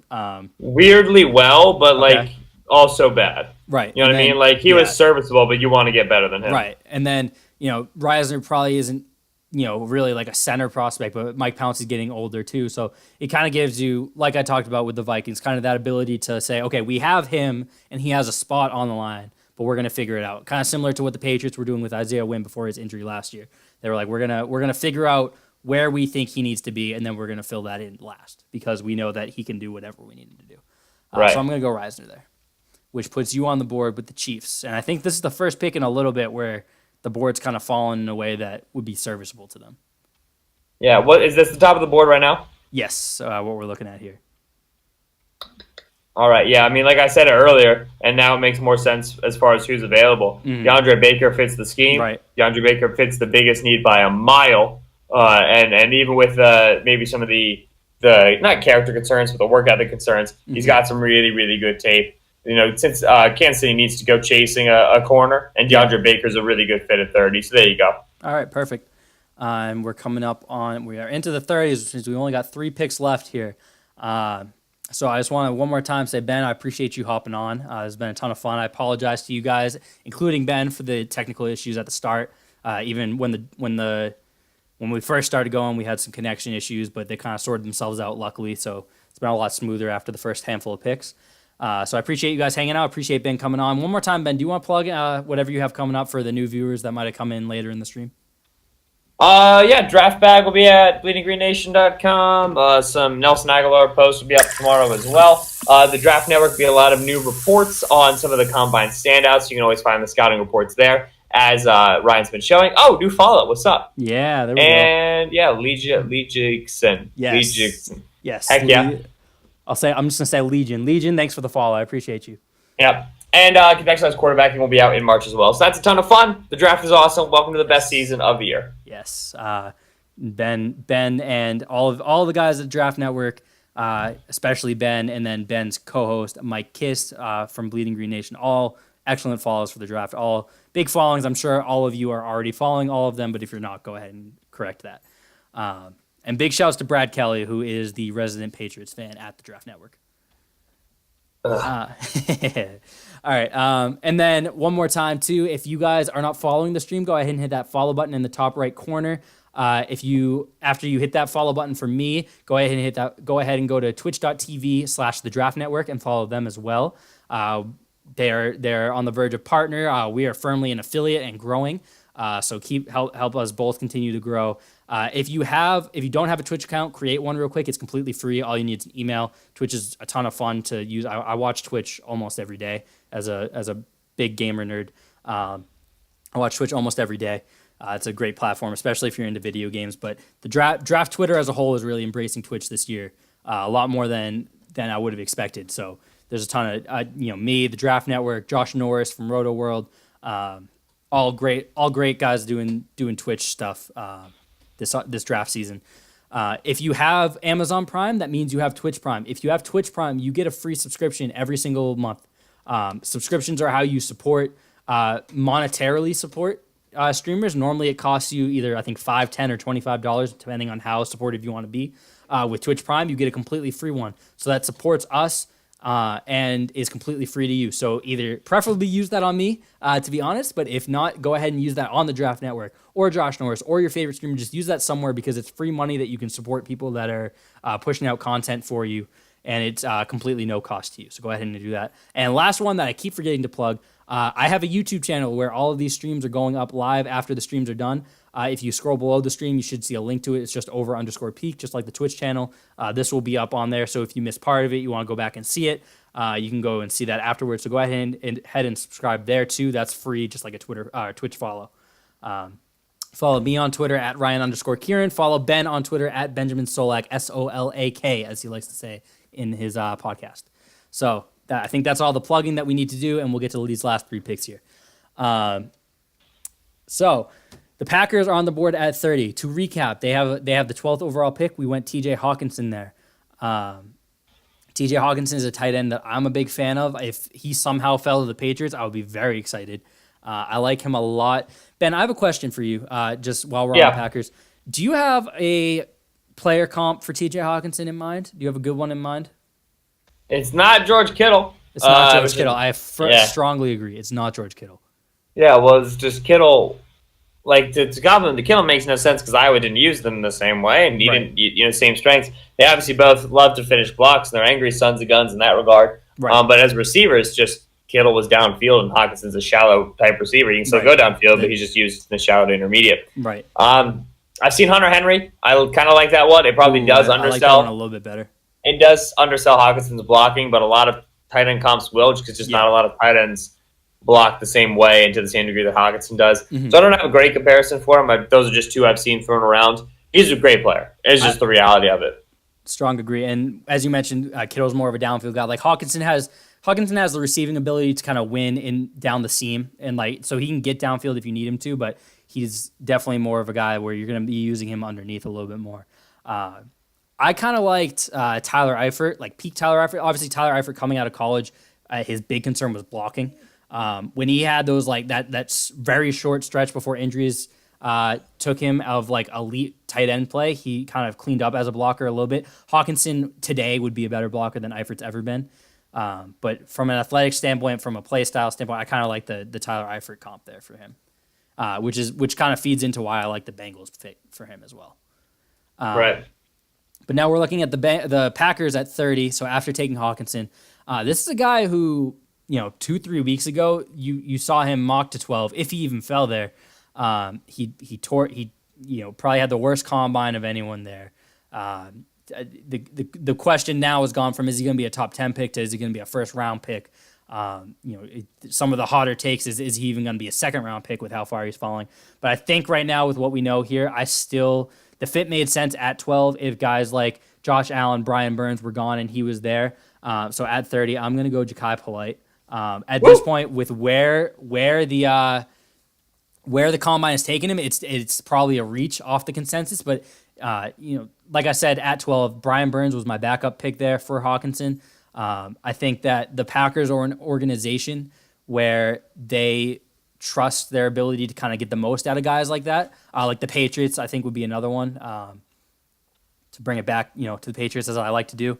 Would be another one where they kind of just feel like they have the infrastructure in place where they can kind of handle those guys a little bit better. So as of this moment, I'm going to take that chance and kind of go with Polite here. So you had that exclamation there. So what do you think there, Ben? Yeah, man. But I can't remember a player interviewing like Polite did at the Combine, just in terms of how dismissive and cavalier he was. It's really, really going to read poorly. Mm-hmm. I agree that Green Bay is a spot where he could go to find success because Green Bay is a really, really small market. There's not a ton of attention there, and there's not going to be there's no big city vibe that could get him into trouble or anything like that. But you'd already have some big personalities in Green Bay. He's a great scheme fit. I don't know if teams are going to like picking him in the first round, given the way that he apparently acted. But if there's a team that's going to take him, Green Bay, Los Angeles Rams, those are options. Right. In my mind, I wasn't considering him in the first round of this pick, and then we kind of get here and. Noah Fant's still on the board. If I went like Brian Burns, going back, if I could have come back and said, okay, Noah Fant's going to be here at 30, I probably would have gone Brian Burns at 12 and taken that flip and been more happy with that, with Burns and Fant then versus Hawkinson and Polite. But you kind of look like Clelin Ferrell is probably the top defensive lineman on the board at this point. In terms of like who's going to go next, you can see him on the consensus board here. Yeah. But I think this could maybe, if Polite's going to find his way back into the first round, I think this is kind of where we'd see it. I agree with you for sure. And so that gets you on the board, set the penultimate pick here with the Rams. Yeah, I'm lucky, man. Rams not bringing John Sullivan back, and Garrett Bradbury, the best center in the class, is just sitting there. Yep. And he is a flawless fit in the wide zone scheme that Sean McVay likes to run. I mean, his movement skills are off the charts. He gets warranted Jason Kelsey comps. That's not a comp you make lightly because of his ability to reach three techniques and within. That's going to be huge for that Rams offense. And then also he's a smart player. He's a good pivot. And they need that there the way that Sean McVay runs the offense. You definitely want a smart guy under at center for Jared Goff. Garrett Bradbury should be one of the clubhouse leaders for the Rams pick at 31, given the fact that they're letting John Sullivan walk. He's plug and play. And you've got to think that John Sullivan move was today, right? Or was it last night? Yeah. Well, it was like made announced or sources or today or whatever. Right, exactly. You got to think that this draft class and like the combine kind of factored into this. It feels like you want to be a year ahead of this versus a year late. He kind of fell off, started to show his age a little bit towards the end of the season. This is a very good interior offensive line class if you're looking in the late first round range. So you've got to think that this kind of factored in, and they would love to have this scenario where they could just pretty much have their pick of the top interior offensive line, like top center prospects to be specific. Here, and that's probably a home run for them, I would think. Absolutely, dude. That's a huge pick for them. Right. That team doesn't need a lot besides outside linebacker if they're not keeping Fowler, and so they've just created a big need for themselves. But it fits nicely with how the board falls. Right, exactly. And that gives us to the final pick, the Patriots. And when we were talking at the very beginning of this, I said that I had a piece coming out on Pat's Pulpit where I was going to be comparing T.J. Hawkinson and Noah Fant, two guys that Patriots fans would love to see in a Patriots uniform, kind of as like the future to Rob Gronkowski, whether he comes back next year or not. Patriots love when they have two tight ends who can do things in the passing game. The Patriots would definitely love, I think, T.J. Hawkinson over Noah Fant, just given Hawkinson's ability as a blocker. But I think if we get here and Noah Fant's on the board, especially, Clelin Ferrell is another one that would be interesting here. So would Jerry Tillery. But I've been on the tight end train since last offseason, even before we saw how Gronk looked until the playoffs this year. Since last offseason, I've been of the mindset that the Patriots should be looking at tight end in the first round here. I was asking you at the very beginning of the year when you were doing kind of your preliminary work, who's some of the tight ends I should be keeping an eye out for. And I think Noah Fant falling here, I don't know if they would make the pick, especially with the defensive lineman still on the board here, but I'd be all in on Noah Fant at 32. So that is where I'm going to go here. Same. That pick pisses me off. It's good. Yeah, it's beautiful. I'm super excited about it. I have only watched Hawkinson for the tight ends. Obviously, as you watch Hawkinson, though, you're going to see some Noah Fant. And from what I've seen, I like what I see there, too. I don't think that whether it's those two, even an Irv Smith out of Alabama, I would be on board with at 32, I think. And I'm all in on tight end early. I think I'm one of the biggest proponents of a tight end's place in the offense and how valuable they can be. I think if you have an elite tight end, that unlocks more for your offense than, say, an elite wide receiver or an elite running back does, which I can get into probably later as we're kind of pushing up against the time limit here. But I'm all in on tight ends and their ability to the offense. I think that someone like the Browns, even with David Njoku, would be a spot for tight end because I feel so strongly about how one and especially two tight ends, what they can do for an offense. So I think that Noah Fant's a no-brainer there. And I was super as we got to like pick 20, I was like, I don't see anywhere that Noah Fant's really going to be going until the Patriots, and I was getting super excited this whole time. So I think that's a home run there. Dude, I agree. Yeah, and that's going to wrap up the first round here, and let's just recap it real quick. So Ben started off with Quinnen Williams. I followed it up with Nick Bosa. Ben went DK Metcalf at 3 to the Jets. Rashawn Gary came off the board 4th to the Raiders. Probably one of the bigger reaches if that were to turn out in the draft.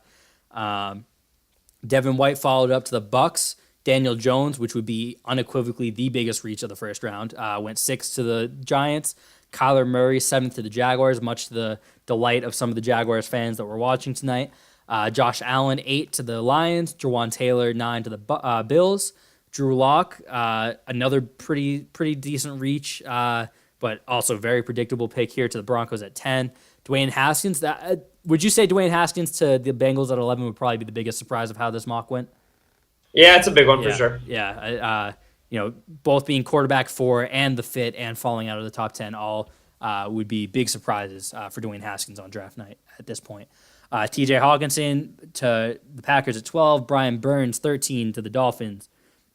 Ed Oliver 14 to the Falcons, A.J. Brown another decent surprise pick. I like it though. 15 to the Redskins, Andre Dillard 16 to the Panthers, who desperately need offensive tackle help if they can stay out of their own way. Byron Murphy 17 to the Browns, Jonah Williams 18 to the Vikings, Montez Sweat 19 to the Titans, Greedy Williams 20 to the Steelers. Seahawks took Nasir Adderley at 21. Hakeem Butler went 22nd to the Ravens.